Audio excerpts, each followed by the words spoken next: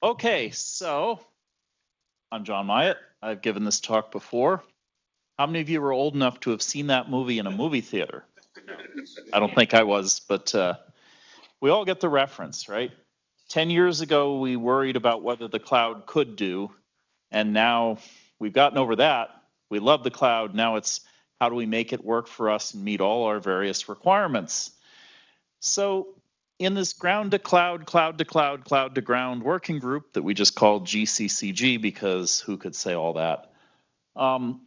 We pretty quickly talked through, how do you get to the cloud? Well, there's lots of standards. Mr. Lovely would argue maybe there's even too many. Maybe you need a standard to organize the standards, or at least a nice little piece of open source that organizes the hard part of all those standards. But getting in and getting out, there's plenty of work has been done as an industry, some of it by the VSF, on that topic. And we pretty quickly moved on to the real nut of the problem, which is many of the things we do in the cloud today as an industry, you go there, it gets done, it comes back. And in that case, you use one of these things to go there, you use one of these things to come back, and it's easy. But if you had an application where you had a bunch of different things happening in the cloud that were all kind of separate, maybe they even come from different vendors, and you wanted them to exchange video in real time, really well, you pretty much either use one of these kind of specs between them, like using NDI inside the cloud or using JPEG XS inside the cloud to have different things talk to each other, or what, right? And so very much like the dematerialized facility work done in the EBU, we had been working on this prospect that there ought to be an interoperation point that you could write applications that ran in the cloud.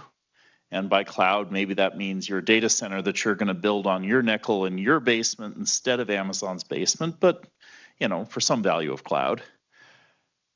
You'd like to be able to write applications that talk to an API, and then underneath that API, you have an implementation class that's specific to the task at hand. So if it's running in Amazon, maybe there's an Amazon provided implementation of that API. If you're running in Google, maybe there's a Google specific implementation. If you're running in a bunch of computers you bought off eBay that you strung together with Roki V2, that you could have your own implementation class that ran there. That's the goal, right? The goal is that just like we do with SDI, it ain't broken if it works, right? Or with these, standards that exist for getting to the cloud, to be able to use some kind of adaptation layer that from a common API, you can say, yep, get that over to there, get that over to there. And so that's what we've been working on. And, because those parts at the bottom are done, that's been our work in progress. Yes, I love my spinny builds. Well, why is this cloud case special? Well, it's only special because it's in data centers and there may be different optimized transport depending on what environment you're in, or just different transport realities. And also, we'd like to avoid running the entire world in lockstep time. We inherit from analog NTSC from long before I was born, this idea that every piece of equipment in the facility is all running on a big master clock generator and it's all going click, click, click, click. And so we did two things in this working group. We developed an API that you can drop your frames onto and out they pop at wherever they're supposed to go. But also that there's a timing model that allows things to be a little faster, a little slower, and kind of keeps track of how much flex you've used so you can still make things have a reasonable latency. It's not a throw buffers at it and hope for the best model. It's actually a model that keeps track of stuff. All that said, what have we done? Well, we kind of documented that those, Tier 07, Tier 08, Tier 09 are finished work and people should read them. we decided that there wasn't really anything to add to transport streams in H260, 4, 5, whatever, because there's plenty of work already going on. We developed this time flow, time tagging model that's pretty good. Opinions will vary, but it's published and it hasn't been the subject of too many comments. And of course, then we started talking about if you had that API and you were sending things between those implementations in the cloud, what's the format of that data? And so we came to a decision that, let's use those P groups from 2110 because they're written down really well. And that was valuable. They're written down pretty well. Well, turns out after we published this draft, the tribe has spoken and said, yes. Yes, the tribe has spoken, and the EBU document in particular was pretty clear that they said, oh, P groups, that's the worst thing ever. Okay. They didn't actually say that. They said it's non-optimal. That's just French for worst thing ever. I was going to say, can you please translate that to American? And I don't disagree, right? I mean, partly the only advantage of P groups, and there's only one, is that they're well described. And it turns out everything else is harder to pin down exactly what everybody likes, but that's okay. We can do it. So the timing model is in the document. By the way, the document's been published for 6 months, 9 months, something like that. So urge you to read TR11 and develop opinions about the timing model. That's why we published a draft, was so people could read it and comment on it. There's a comments area on GitHub. There's both issues, which means I believe the document's defective. And then there's discussions, which is I think we should elaborate on this point. And both are valid conversations. So the timing model's in the document. Nobody has really commented too much about it, which either means it's great or nobody cares. And the consensus path forward in the document was, well, let's do this virtual facility.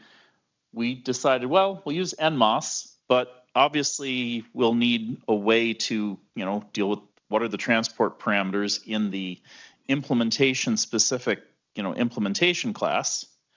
And that may not be the same in every one of them. So there is enough flexibility in NMOS to do this. This is not an NMOS problem. This is a describing and doing an implementation problem, really.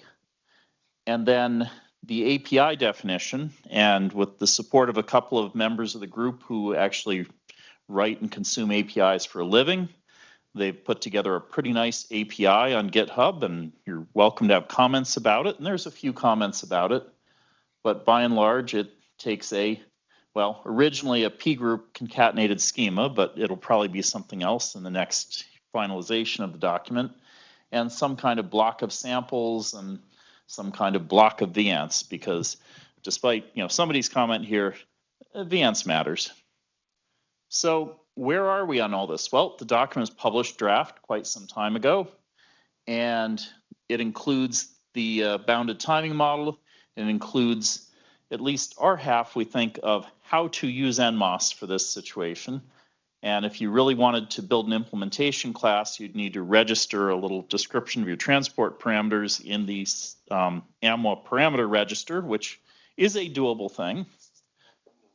It's these are open things. This is how the world has to work. And so the document's out there. VSF GitHub is where you would use that little discussions feature. Now, post-publication, we've had a few meetings to go through the issues and discussions on GitHub. And what we've largely come to, are you still trying to get that working? Just dropped out a minute ago. Yes. Well, we're being recaptured elsewhere. Okay. Anyway, so everybody agrees that P groups are the worst possible thing, but what we replace them with, well, we'll change to some kind of 16-bit, pixel format. Is it completely interleaved? Is it planar? Is it blocks? There's unfortunately 12 different ones of those. And as our friends from Matrox pointed out helpfully in one of the meetings, they said, knock yourself out. There's all kinds of different ways to organize a buffer of pixels, but we're going to have to find one that's written down and start pointing at it. God forbid we should try to be the next organization to write down how to organize pixels in a buffer. That sounds like the Now they're errand. 13. With a universal adapter. Along the way, I think the document says the audio is ints, and everyone who does audio for a living said nobody does that anymore. So, okay. That's what you get when video guys write documents about audio. Yeah. Then there's a little bit of discussion about the API itself and whether it's a scatter-gather list or whether it's contiguous containers. And there's probably goods and bads on that the three people in the committee who understand it are haggling out. And then the EBU paper came out, and it says almost the same things that we were driving toward, almost like they were involved, and they, of course, expressed maybe some opinions about what we'd done, either by accident or on purpose. You were in the meeting. Well, I don't know which way it was. But the point I make here is that the thing that we've been working on, and the thing that the EBU just called out this need for, and the thing that Felix says, hey, our whole worldview builds around having one of these, are all 98% pointing at the same thing. And if ever there was a time as an industry that to lurch forward with how do we pull all the threads together and do it away, I think we're at that precipice. Having lived through 3 or 4 of these in my life, I can kind of see the pattern. So that's where we are.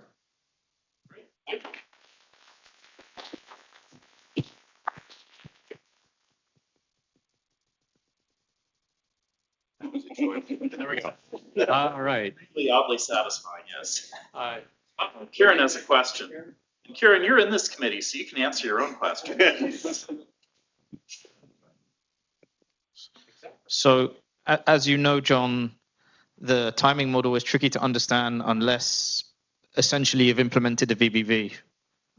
How do you think we could make this easier, if at all?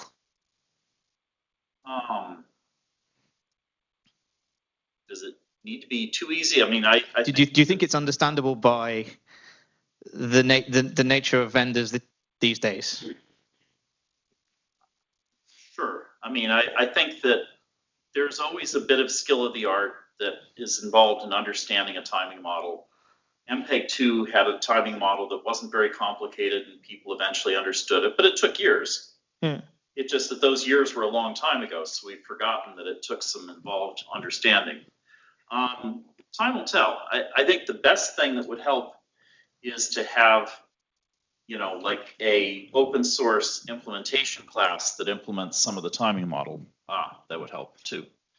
That might be the most helpful thing is, if we knock out an implementation class that people can either use as an example or oddly, if it's reasonably performant, people will just use it. There's an art, as you say, there's an art of the implementation. Even a reference implementation cannot quite get the subtleties. And do you think that's going to be a problem in the real world? Probably. I mean, implementation quality is an issue in every product category there is. People will choose the $3 one if it works to their purpose. They'll choose the nice one if they're producing content that has a million viewers. Fair enough. I don't know what more as a standards group or as a trade association that we could do to help solve the problem that there will always be implementations that take more and less care. Yeah, the industry suffers from some notorious bad 2019 implementations still. So it just is. There's a few.